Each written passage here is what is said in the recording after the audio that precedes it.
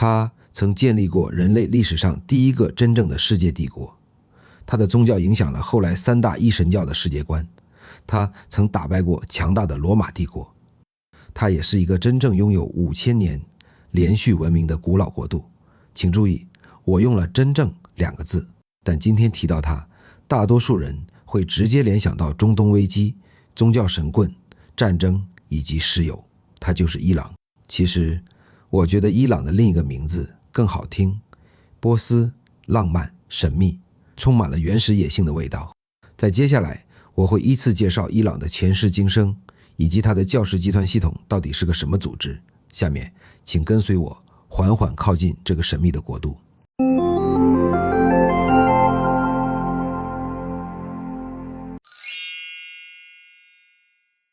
伊朗的历史最早可以追溯到距今约10万年。旧石器时代中叶，伊朗西部的高原地区就开始有人类活动的痕迹。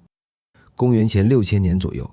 这群居住在伊朗高原西南部卡伦河流域的人类和居住在两河流域的邻居先后开始进入文明时代。在这里要解释一个重要概念，两河流域。两河是指底格里斯河与幼发拉底河是西亚文明的发源地，地理位置包括今天的伊拉克、伊朗、土耳其、叙利亚和科威特部分地区。在公元前4000年左右，这里孕育出强大的苏美尔文明。晚些时候的公元前3200年，扎格罗斯山脉另一端的族群也开始有了群体意识，建立了自己的国家埃兰王国，并在公元前2700年定都于苏萨，也就是今天的苏什。种种迹象表明，两种文明时常接触与交流。埃兰早期文化明显受到苏美尔影响，苏美尔发明了楔形文字，埃兰在苏美尔的书写体系影响下发明了原始的线形文字。这些文字直到前些年的2020年后才被考古学者破译出部分内容。苏美尔是世界最早的城市文明，后世一些陶器和骨碎遗址的发现证实了当地已经出现了农耕畜牧业杂糅的定居文明。埃兰的城市组织在行政制度、神庙等方面也明显借鉴了苏美尔。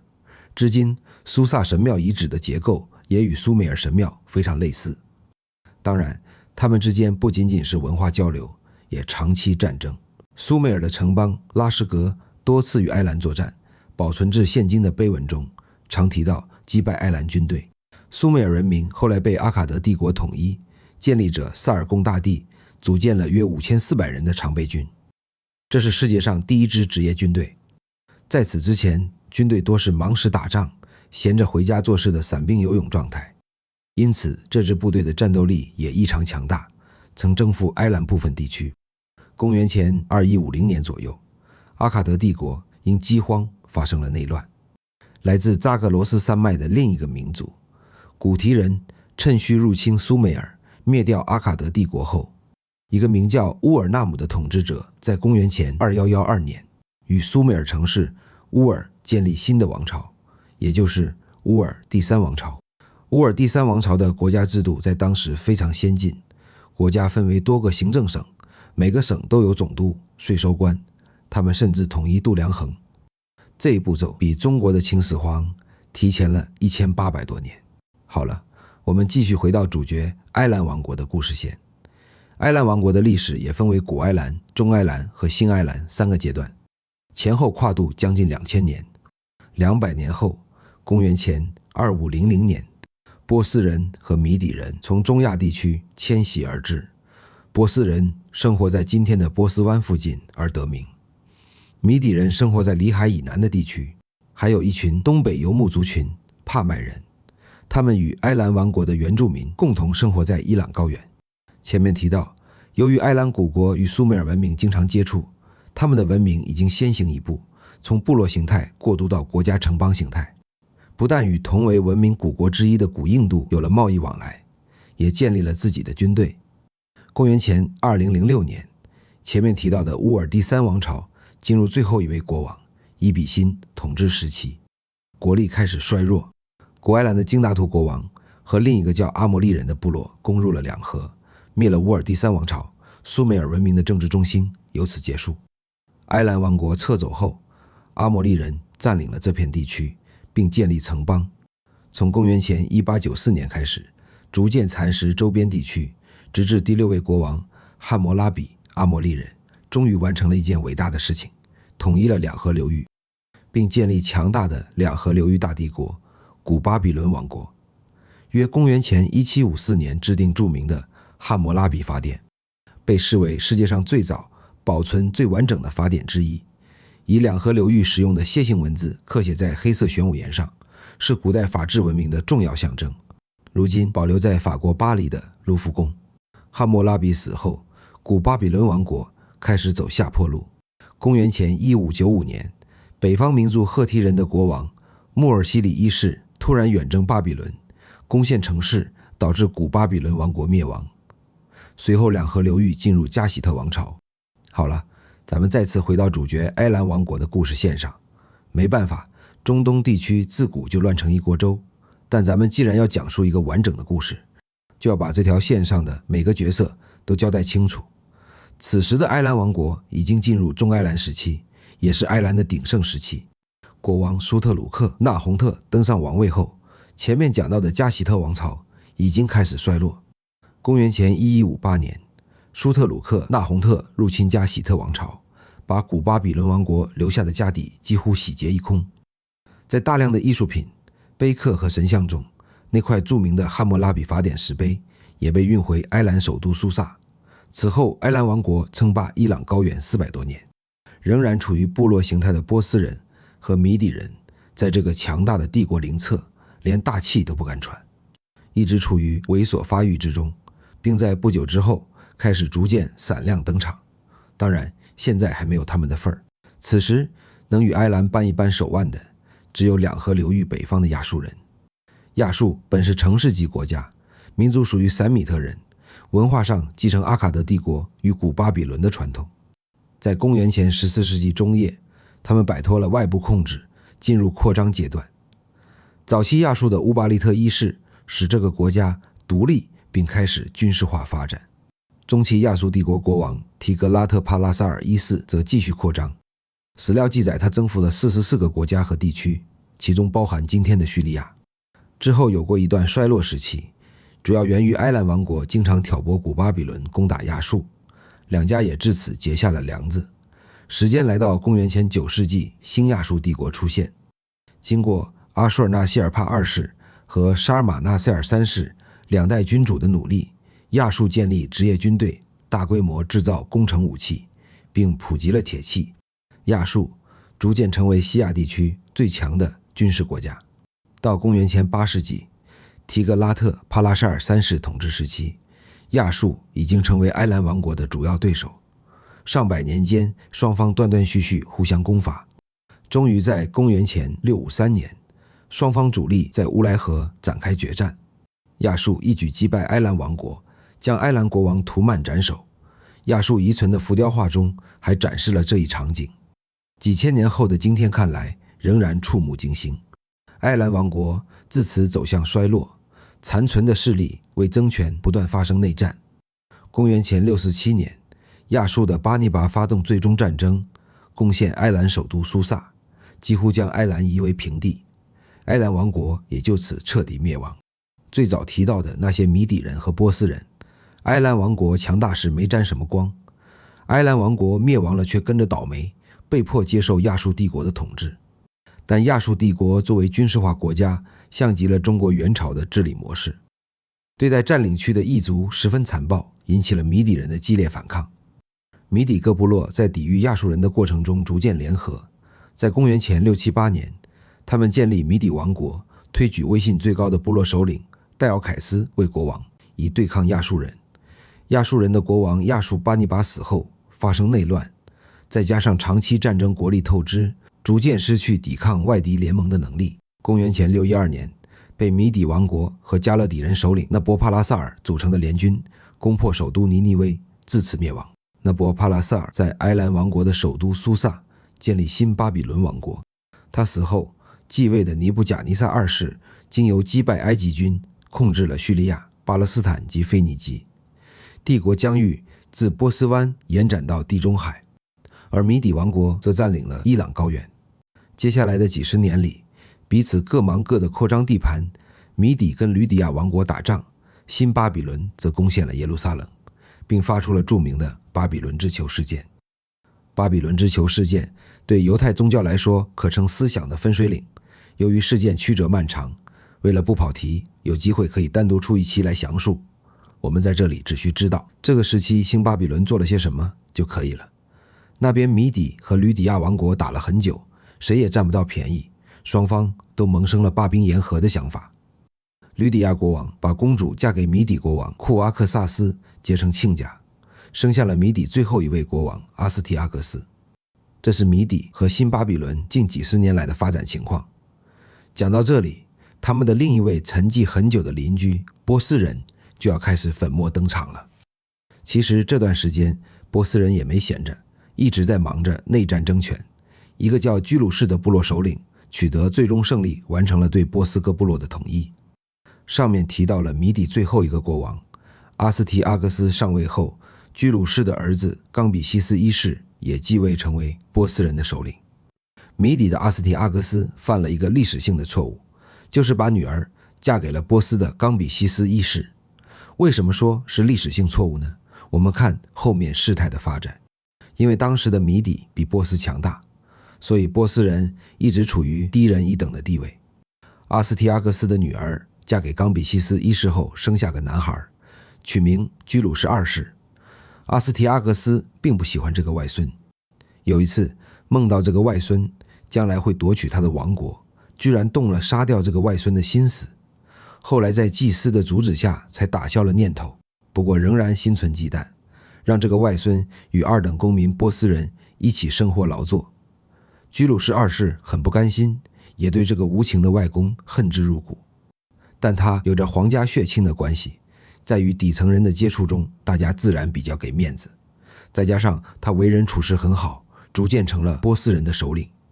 公元前553年，他通过一番煽动，引燃了波斯人长久以来压抑的怒火。波斯人在他的带领下发动起义，终于在公元前550年推翻了米底王朝。居鲁士二世建立了阿契美尼德王朝，也就是大名鼎鼎的波斯帝国。居鲁士二世在位期间，先后灭掉了吕底亚王国和新巴比伦王国，统一伊朗高原，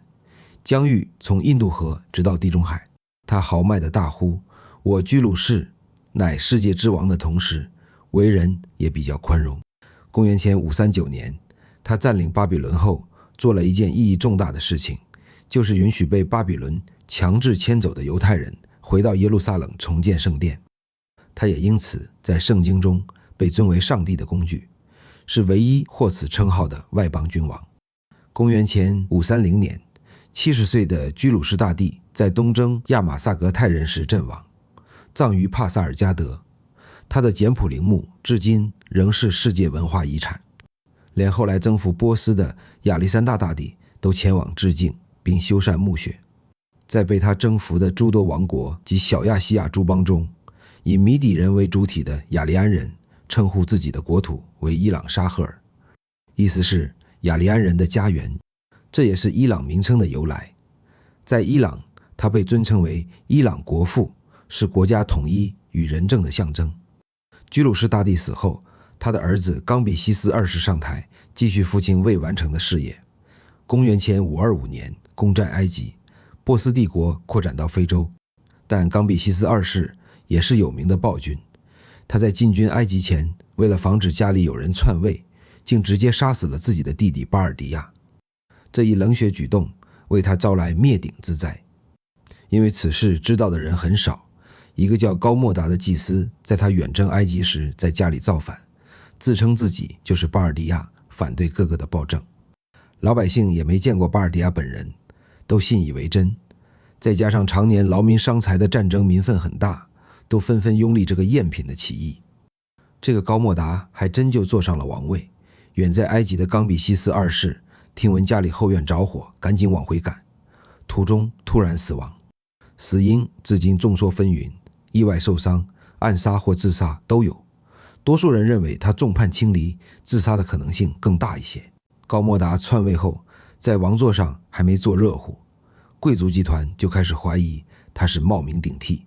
一个叫大流士的皇室外戚在公元前522年，联合6位贵族推翻高莫达，自立为王。为巩固合法性，他命人在科尔曼沙省峭壁上刻下3语对照的贝希斯敦铭文，以神授王权的叙事确立统治。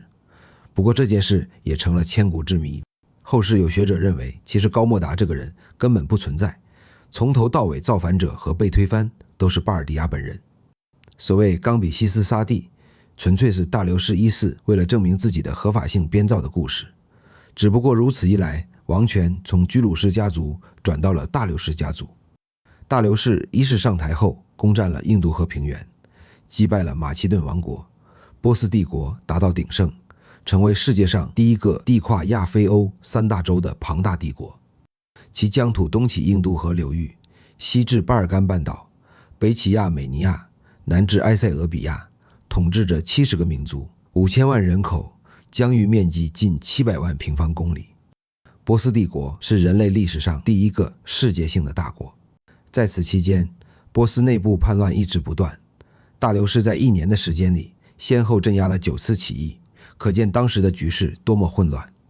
他在位30多年间，总结了很多治国理政的经验，完善了货币及税收体制。后面的亚历山大帝国、罗马帝国、马其顿帝国、奥斯曼帝国乃至阿拉伯帝国基本上都超过他的作业。公元前499年，进入晚年的大流士一世不甘寂寞，又开始对希腊的扩张，双方由此爆发了跨度长达50年的希波战争。我们熟知的马拉松战役就是发生在这个时期。雅典将军米泰亚德以少胜多，击败波斯军，阻止了波斯的首次入侵。随后派士兵费迪波德斯跑回雅典报捷，这就是今天马拉松长跑的来源。还有公元前480年，斯巴达国王列奥尼达一世率300斯巴达精兵与几千希腊联军抵抗波斯军，最终全军战死的温泉关战役，被后世视为西方英雄主义的象征。战争的转折是萨拉米斯海战，雅典统帅蒂米斯托克利击败波斯海军。随后公元前479年，普拉提亚战役和米卡勒海战中，波斯军连续失败，丧失了爱琴海控制权，由攻势转为守势。在希腊的不断反攻下，强大的波斯帝国逐渐日落西山，最终在公元前334年被马其顿国王亚历山大三世征服全境，波斯帝国就此灭亡。亚历山大三世死后，帝国分裂，波斯进入塞琉西王国的统治时期。公元前247年，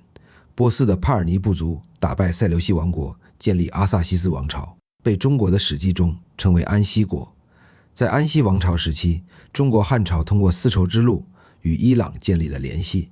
这是2个国家最早的交往记录。波斯人得到丝绸和瓷器，中国人则从波斯商人手里买到了金银器、香料和精美华丽的波斯地毯。公元224年，安息王朝被萨珊王朝推翻。这个萨珊王朝就是之前提过的米底人以及波斯人融合体。就这样，被外族统治了500多年的伊朗终于重回波斯人手中。萨珊王沿用波斯国号，因此这个政权被称为波斯第2帝国。萨珊王朝大力复兴波斯文化，定拜火教为国教。说到这个，很多朋友都想到《倚天屠龙记》了吧？没错，这个拜火教就是明教，因为此时的波斯商人仍在与中国通商而传入中国。为什么萨珊王国要推行拜火教呢？很简单，建立波斯第2帝国的萨珊家族原本就是波斯的祭祀贵族，祖先是索罗亚斯德教的大祭司。作为波斯的国教，索罗亚斯德教与当时的基督教和犹太教互相吸收，最终发展为摩尼教，只是在中国才称其为拜火教。当然不仅仅是中国，拜火教随着波斯帝国的扩张传播到中西亚多个地区，对后来的伊斯兰教也有一定影响。之所以这么说，是因为拜火教的核心思想是宇宙中的善恶对立。伊斯兰教虽然强调唯一的真神安拉，但仍保留明显的善恶对抗结构。比如拜火教中的善神阿胡拉、马兹达对应伊斯兰教中的真主安拉、恶神安哥拉，曼纽则对应恶魔伊布利斯。拜火教和伊斯兰教都有天堂地狱以及类似于天使与恶魔的对立体系。最重要的是，萨珊帝国时期，拜火教与国家权力开始高度结合，宗教法律影响政治，神权合法化王权。伊斯兰帝国建立后，也形成了宗教法、政治宗教结合的体系。总结下来说，就是拜火教没有直接创造伊斯兰教，但在伊斯兰体系诞生之前，伊朗地区已经形成了善恶对抗、末日审判、天堂地狱等宗教思想体系，对伊斯兰教毫无疑问产生了重要影响。扯远了，回到萨珊王朝统治时期，此时强大的罗马帝国终于现身，与萨珊王朝争夺两河流域的控制权。在互相拉扯中，波斯帝国的国力也大受影响，至此逐渐衰落。不过罗马吃败仗显然更多，他们的国王尤利安也在战斗中阵亡。随后在公元395年发生分裂，西罗马相对落后，而靠近波斯一方的东罗马成为拜占庭帝国，继续与波斯帝国保持对峙状态。公元498年，衰弱的波斯帝国注入一剂强心剂，那就是卡瓦德一世正式登基。他在任期内对国家进行一系列改革，使波斯慢慢恢复了以往的荣光。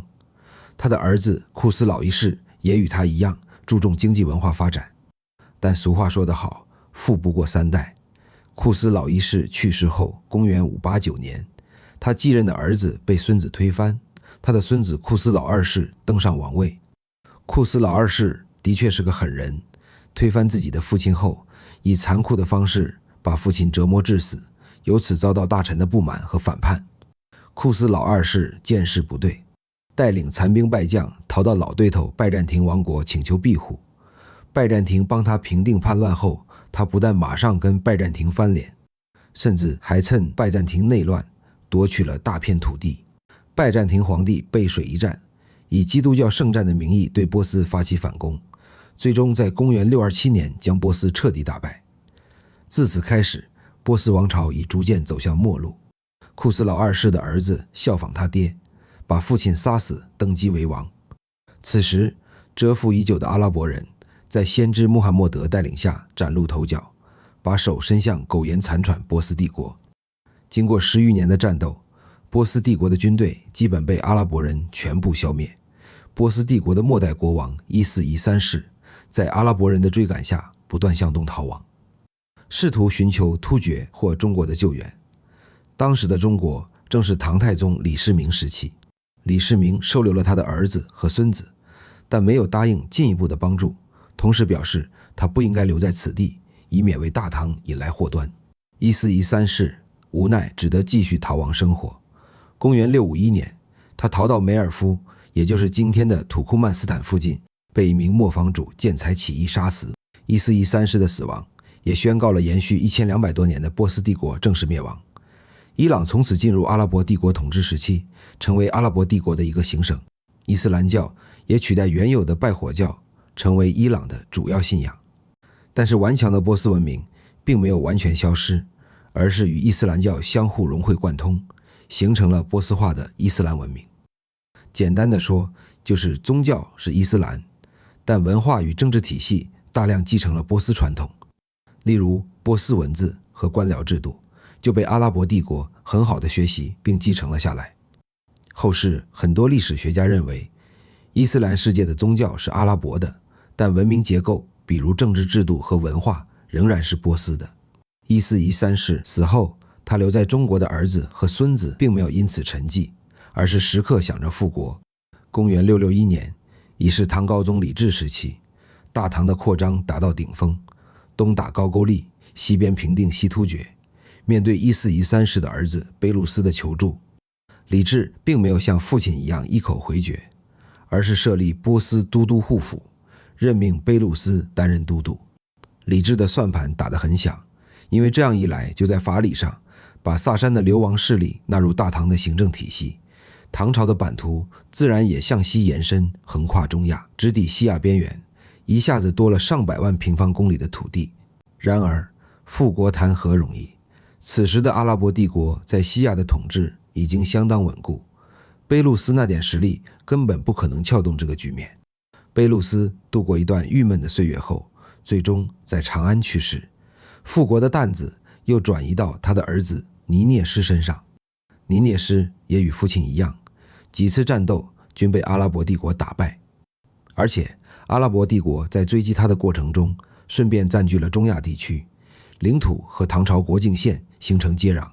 可以说越打丢失的地盘越多。萨珊王朝的复国梦就此画上了句号，父子两代都把最后的岁月留在了中国的土地上。阿拉伯帝国那边占领了波斯帝国后，给当地人两种选择，如果改信伊斯兰教就不用交税。随着阿拉伯帝国的税率越来越高，很多人的信仰也出现了动摇，慢慢的拜火教改信穆斯林的人越来越多。只不过这些人在阿拉伯帝国时期一直被视为二等公民，阿拉伯管这些改了信仰的人叫麦瓦利，这是个颇有侮辱味道的称呼。除了免税，享受不到任何政府的福利和权益。当时的奴隶和流浪汉也被称为麦瓦利。哈里发是一个职位的称呼，出自阿拉伯文的音译，意为真主使者的继承人或代理者。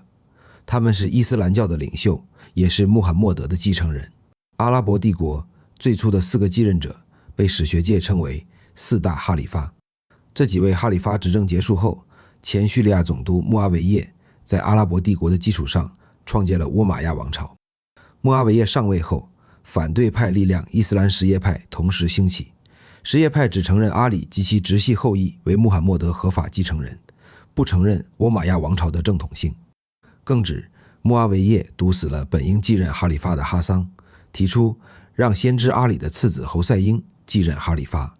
这个侯赛因不久后被倭玛亚的军队杀死。自此以后，倭玛亚王朝和什叶派开始了长达数十年的冲突。打仗最费的就是钱，倭玛亚王朝越打越穷，开始盯上了之前由于改信穆斯林而被免税的波斯人群体。这群波斯人闷声发大财，靠着免税政策在丝绸之路上做生意，赚了很多钱。倭玛亚王朝于是决定撕毁之前的承诺，重新向他们征税。波斯人群体就不干了，为了省点税钱，我们把信仰都改了，你现在说话又不算了。公元747年，波斯东边呼罗珊地区有个叫阿布穆斯林的人组织起愤怒的麦瓦利，发动了反对倭玛亚王朝的起义，史称呼罗珊起义。作为反对派的什叶派也大力支持他们。与此同时，往届哈里发分支的后代阿布阿巴斯联合波斯人阿布穆斯里姆的军队向倭玛亚王朝进攻。倭玛亚王朝最终在公元750年灭亡，倭玛亚家庭成员几乎全部被杀。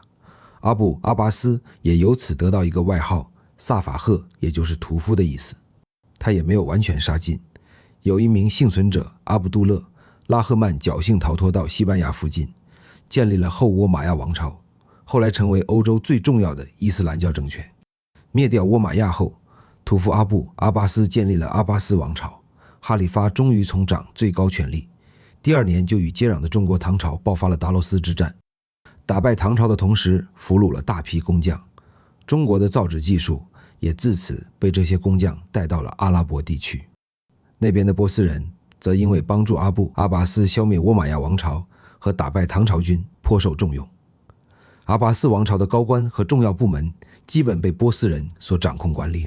此消彼长之下，阿巴斯王朝感觉到波斯人尾大不掉，将来迟早要闹事，于是又动了寻找外援驱逐波斯人的念头。此举无异于引狼入室，因为他们决定寻找的外援是突厥人。西突厥被唐朝军队打败后一蹶不振，一度充当阿拉伯人和波斯人的奴隶。阿巴斯王朝的哈里发们历史书还是读少了，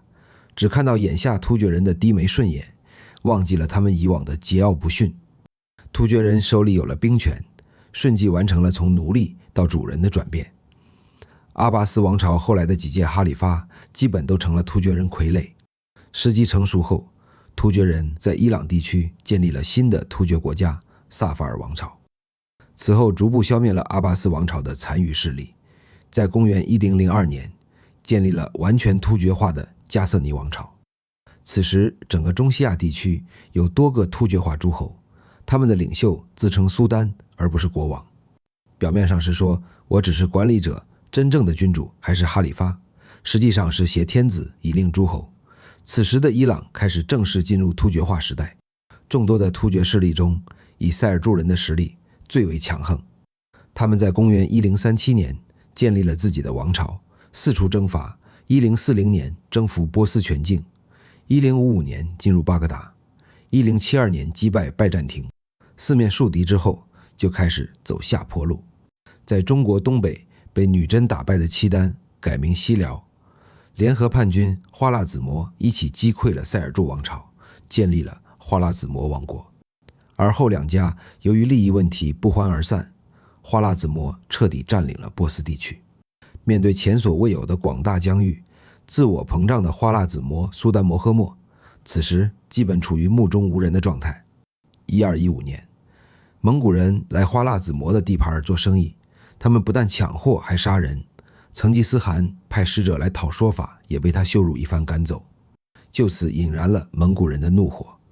成吉思汗甚至为了收拾花剌子模，放过了马上被消灭的女真部落，把全部精力和兵力都投入到蒙古以西的地区。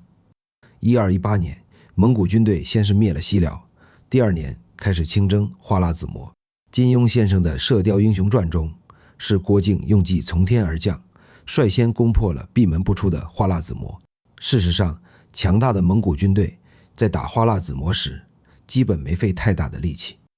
此后就是花剌子模的王室残余不断西逃，蒙古军队在后追赶，终于在1231年春，最后的苏丹扎兰丁在高加索山区被窝阔台彻底剿灭，至此宣告了花剌子模正式灭亡。蒙古西征给这片土地带来深重的灾难，因为蒙古大军所到之处，除了抢劫还要屠城，沿路国邦几乎无一幸免。据不完全统计，成吉思汗这次西征的决定造成至少1500万人的死亡。蒙古军队撤回草原后，伊朗被信奉伊斯兰教的阿萨辛派波斯人占领。阿萨辛本是穆斯林异端教派，作风极端，经常搞斩首行动，刺杀敌方将领，在波斯地区一度被称为暗杀派。有名的游戏《刺客信条》正是以阿萨辛派为历史背景，他们在这里建立的穆腊伊国也因此被坊间戏称为刺客国。可以毫不客气地说，穆腊伊国就是那个时代的恐怖分子，不但暗杀各国领导者，索取保护费，还抢劫来往的商队。屡屡得手后，开始光屁股打老虎，既不要脸也不要命，终于惹到了不该惹的蒙古帝国。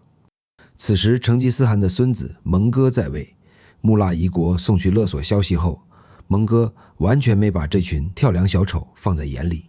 阿萨辛居然真的派出40名杀手潜入蒙古京城和林，要干掉蒙哥。事情败露后，蒙哥大怒，开始了第3次西征，下达讨伐邪教徒的命令，将阿萨辛派政权作为此次西征的首要目标。结果可想而知，善于暗杀的阿萨辛这次遭到了灭顶的屠杀。大将序列兀是成吉思儿子拖雷的六子，他在此战中战功显赫。消灭穆腊伊国后，又攻入阿拔斯王朝首都巴格达，将哈里发连带城中的数十万阿拉伯人屠杀殆尽。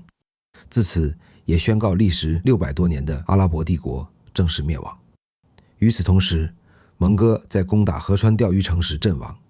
序列兀回军支持忽必烈。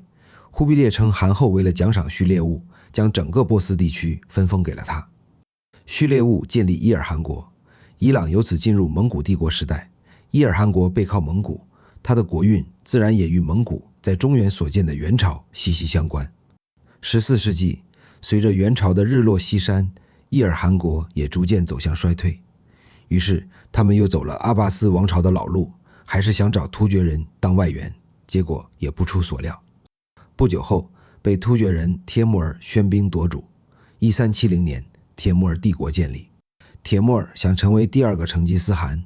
在他执政的数十年间，残暴征伐，所向披靡。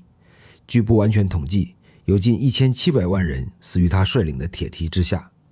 在试图将版图扩展到明朝领土时，帖木儿却突然生病，在1405年离世。帖木儿死后，强大的伊尔汗国迅速瓦解。土库曼人经过反攻，占领了伊朗西部及两河流域。复国成功后，以黑羊王朝取代帖木儿帝国。随后伊斯兰教什叶派的萨法维王朝又取代了黑羊王朝。作为波斯人，伊斯玛仪一世沿用国号波斯萨法维王朝，又被称为波斯第三帝国。伊斯玛仪做出了一个影响深远的决定，将伊斯兰教什叶派定为国教。这一选择既是为了凝聚民心，也是为了与信奉逊尼派的奥斯曼土耳其帝国划清界限。萨法维王朝极盛时期的版图，除了伊朗全境，也包括伊拉克、阿富汗部分地区，最远到达库尔德斯坦和土耳其东部。伊斯玛仪去世后，被什叶派奉为赛义德，这是类似于圣人的称呼。历史学者也基本上认同他是波斯什叶派国家的缔造者。随着伊斯玛仪去世，萨法维王朝进入动荡时期，之前被征服的国邦反攻倒算，王朝内部也内斗不断，由此失去了很多领土。这种情况持续到1587年，阿巴斯大帝上位，进行了一系列针对国政、外交和经济策略的改革，萨法维王朝才重新振作起来。不但经济迅速恢复，也收复了大量几十年间流失的领土，其中就包括波斯湾地区和大家耳熟能详的霍尔木兹海峡。1629年，阿巴斯大帝去世后，萨法维王朝因为后代的无能，再次陷入困境。周边国家趁虚而入，占领他们的土地，其中阿富汗部落领袖米尔维斯·霍塔克最为声势浩大。他建立的霍塔克王朝占领了之前萨法维王朝在阿富汗和波斯大部分地区以及巴基斯坦北部，但身为逊尼派，他的儿子继位后，经常对什叶派信徒进行清洗和杀害，所以当时的波斯人都不承认霍塔克王朝的合法性，起义此起彼伏。其中一股由纳迪尔沙带领的逊尼派力量，最终将阿富汗人赶离波斯。纳迪尔沙在1736年建立阿夫沙尔王朝，正式取代萨法维王朝。史学界对纳迪尔沙褒贬不一，剑桥伊朗史评价他是亚洲最后一位伟大军事征服者，更有人称其为亚洲的拿破仑，但也有人称他屠夫。这主要源于他生性残暴，在位期间仍然对什叶派维持着盘剥和镇压的政策。这种政策最终也引起反噬。1747年，他在军帐中遭人刺杀身亡。纳迪尔沙之死使离统一只差一步的伊朗彻底陷入分裂时期，阿夫沙尔王朝、赞德王朝等纷纷通过割据粉墨登场，最终由凯加王朝在1796年再次统一。但经过连年战乱以及分裂时期各国的渗透，此时的伊朗四处透风，到处都是宗教之间的混战。凯加王朝此时的领土已大不如前，丢失了两河流域和阿富汗后，凯加王朝的疆域基本上就是今天伊朗的领土疆域范围。不仅领土失去很多，凯加王朝为了维持统治，不得不向英、法、俄、美等国低头，就像晚年的清朝一样，在列强的蚕食下逐渐让步，连首都德黑兰也被俄国人所控制。这些列强和目的当然很明显，他们都盯上了波斯湾的石油。风中残烛的凯加王朝不断签订丧权辱国的不平等条约，引起人民愤怒。1921年2月，出生于伊朗北部的里萨·汉巴列维，利用伊朗内部强烈的反帝情绪，发动政变，担任首相，并于1925年推翻凯加王朝，建立巴列维王朝。里萨汗即位后，强硬地废除了之前凯加王朝与列强签订的不平等条约，大力发展社会经济，并在1935年将波斯的名称正式改为伊朗。里萨汗结束了伊朗长期割据的局面，所以被称为现代伊朗的缔造者和伊朗之父。但他现代化改革的步伐太快，激化了国家和社会矛盾，也削弱了巴列维王朝的政治合法性基础。同时令他饱受诟病的黑点是二战期间与希特勒暗通款曲，试图借德国的力量制衡英国。更有人称他之所以把波斯改为伊朗，这个雅利安人对此地区的称呼也是受了希特勒的影响，因为希特勒一直青睐于雅利安人，当然他也为自己的选择付出了代价。1941年被苏英联合出兵驱逐出境，流亡至南非，并在3年后去世。里萨汗流亡海外后，他的儿子穆罕默德·里萨巴列维上台，以改父亲之前的外交策略，转而亲近美国。巴列维统治伊朗期间，自英国手中拿回石油的开采主权，使伊朗石油国有化，庆祝自居鲁士建立波斯王朝以来2500周年，并进行号称白色革命的一连串的经济社会改革，以期伊朗进入现代化国家。事实上，他执政期间，伊朗人均 GDP 达到$2000以上，而同期的中国人均 GDP 只有$200。当然，这种人均 GDP 的统计数字背后，也意味着贫富差距的扩大。穆罕默德·里萨巴列维不太理会民众的抱怨，还自称自己是居鲁士第二。这种个人崇拜式的自信引发穆斯林的强烈不满，因为在伊斯兰教的信仰中，坚信真神只有安拉一个，于是爆发了全国抗议的浪潮。在这些抗议活动中，什叶派学者霍梅尼成为首领，并在1979年2月推翻了巴列维王朝，建立伊朗伊斯兰共和国。国家元首和宗教领袖均为霍梅尼，至此成为政教合一的国家。巴列维流亡海外，先后落脚摩洛哥、美国、巴拿马等地，最后于1980年在埃及开罗病逝，享年60岁。1981年，霍梅尼的学生哈梅内伊从老师手中接过接力棒，出任伊朗总统。此后，伊朗与美国为首的西方国家不断交恶。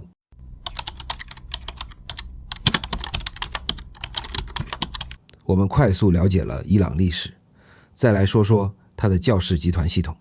伊朗的教士集团，也就是什叶派宗教阶层，是世界上极少数能够直接统治国家的宗教群体之一。尤其是在1979年伊朗革命后，宗教阶层不仅拥有宗教权威，还掌握了国家政治权力。要理解这个群体，需要从历史形成、宗教等级、经济基础、政治权力结构4个方面来看。首先说形成，伊朗教士集团主要属于什叶派12伊玛目派，这一派是伊朗的国教，占人口约 90% 以上。伊朗成为什叶派国家，始于之前说过的萨法维王朝。伊斯玛仪一世把什叶派12伊玛目派定为国教，从伊拉克、黎巴嫩引进大量什叶派学者，建立宗教教育体系，宗教阶层也由此成为国家核心精英。到了卡扎尔王朝时期，也就是1796至1925年间，中央政府腐败无能，教士集团开始分担政府的一部分责任，比如审判、教育、社会救济。最重要的是，这批人手里有钱，不但掌握大量宗教基金，还拥有全国大量清真寺的土地产权、学校产权和慈善资产。这批前政府是无权过问的。教士集团真正崭露头角，还是源于1891年，带领全国民众禁烟，以对抗英国的烟草专卖权。由于制约了政府的政策，也证明宗教权威完全可以动员整个国家，由此也为日后霍梅尼建立政教合一的国家打下了基础。霍梅尼上任后，首先提出了法基赫监护制理论。这种特殊制度的核心就是最有学问的教士应该统治国家。然后我们再说说伊朗教士集团系统的等级体系。什叶派的教士体系非常严格，由下至上分为5个等级。最低等级是神学生，也就是刚进入宗教学校学习的人。他们多数集中在库姆和纳杰夫这2座拥有大型宗教学校的城市，学习古兰经、阿拉伯语、伊斯兰法学的哲学等课程。往上一级是胡贾特伊斯兰，意为伊斯兰的证明者，相当于中级教士。伊朗的很多政府官员多是这个等级的教徒。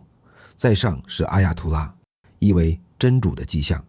混到这个级别，才算是摸到宗教权威的门槛，开始有资格讲学和发布宗教意见。次顶级是大阿亚图拉，属于最高宗教学者，拥有宗教的解释权。最顶层的是精神导师，也叫效仿源权。所有的伊斯兰信徒必须选择一位宗教权威作为精神导师，比如阿里、哈梅内伊。我们再说说伊朗的权力结构。伊朗的权力结构分成4个层级，首先就是最高领袖，这个大家都知道的，不久之前是哈梅内伊。最高领袖下面是宪法监护委员会，可以否决议会法律并监督总统候选人，成员有12人，但其中半数以上，也就是最少6人，必须是教士。等于为教士集团系统掌权上的双保险。再往下一级是专家会议，成员100%全是教士。专家会议理论上有罢免最高领袖的权利，当然是存在于理论上。最后就是革命卫队，他们与教士集团紧密联盟，巩固对国家的控制。这个教士集团的社会来源主要来自于社会各阶层的传统宗教家庭，地理上集中在库姆、马什哈德、伊斯法罕和亚兹德，其中库姆是全球什叶派的大本营。伊朗的教士人数大约20万左右，其中真正的高层，也就是第3层级的阿亚图拉以上不到100人。这100人牢牢把控着全国的政治、经济、教育和宗教系统。教士集团的内部体系主要分3派，第一是保守派，代表人物是哈梅内伊，他负责强调革命和反西方。第二是实用派，代表人物如阿克巴尔·哈什米拉夫·桑贾尼，他负责支持经济开放。第三是改革派，代表人物是穆罕默德·哈塔米，他负责放松社会控制，与西方缓和关系。说穿了，就是有人负责唱红脸，有人负责唱白脸，但总体仍是对核心的教士集团负责。那么教士集团如何控制伊朗呢？或者换个方式来问，为什么伊朗只有教士集团才能统治国家？作为世界唯一的神权共和国，在拥有广大信徒的前提下，伊朗在教徒中隐遁伊玛目的思想传播，是教士集团控制国家的核心因素。隐遁伊玛目是伊斯兰教什叶派12伊玛目派的核心教义思想。该教派认为第12任伊玛目穆罕默德·马赫迪自公元874年进入隐遁状态，将作为救世主复临人间。这一思想经历了从以伊玛目为宗教领袖到宗教学者乌莱玛作为隐遁伊玛目一般代表的转变，其发展受到萨法维王朝将12伊玛目派定为国教的影响，并成为当代伊朗伊斯兰共和国指导思想的理论基础之一。以上理论来源说了一堆，归根结底，伊朗之所以被教士集团牢牢把控，还是因为这个国家的经济命脉掌握在教士集团手中。换句话说，就是教士集团太有钱了。教士集团的收入主要来自以下3个方面：一是宗教税，凡是什叶派信徒都要上缴收入的 20% 给宗教领袖；二是宗教基金，这部分钱由伊玛目霍梅尼救济委员会把持，主要包括清真寺、农田、商业地产和学校；三是革命基金会，比如典型的被压迫者基金会，资产规模数百亿美元。这个基金会控制着全国酒店、制造业、房地产和农业创造的财富。伊朗教士集团的触手涉及到社会事无巨细的方方面面，并根深蒂固。他们的列位大阿亚图拉们普遍年龄都在100岁左右徘徊，具体养生方式虽然未知，但自律性毫无疑问应该是很强的。综上所述，一个宗教集团能牢牢掌握一个国家最重要的原因是伊朗教士集团既世俗又具备一定的先进性。我们可以理解为，这个组织其实是一个披着宗教外衣的知识精英阶层，这样一切就都好解释了。因为如果他们仅仅是一群神棍，伊朗的全民生活水平和理工教育程度不可能达到今天这个水平。说它世俗，是教士可以结婚、经商和参与社会事务，没有造成与社会的隔离，充分的融入社会，使人民感觉无处不在。说它先进的方面，首先什叶派传统中的神职人员完全依靠宗教威望和信徒追随形成权威，这与逊尼派靠国家体系控制完全是两码事。正是有这种信仰为蓝本的基础盘，霍梅尼在流亡期间也仍然能够领导反对运动。同时，教士集团的社会独立属性也使他在某些历史阶段中扮演反专制的力量。比如前面说到的1891年烟草抗议运动，还有1905年到1911年的立宪革命，就是由宗教人士率先站出来提出限制王权，建立议会。伊朗社会才有了之后的蓬勃发展机会。还有1979年推翻巴列维，建立伊斯兰共和国。教会集团之所以能办成这些事，是因为清真寺网络遍布全国，宗教学校形成了组织体系，而且也拥有稳定强大的经济来源。这些因素集于一身，使教会集团在历史关键时期往往摇身一变，从主席台上消失片刻，然后忽然从人民中又站了出来。至于后面发生的事，大家也基本都清楚，我不是时政财经类的博主，在此也不过多赘述。最后感谢大家耐心看完本期节目，希望对您了解伊朗能有所帮助，也请您顺便点个订阅，方便观看我后面为大家制作的节目。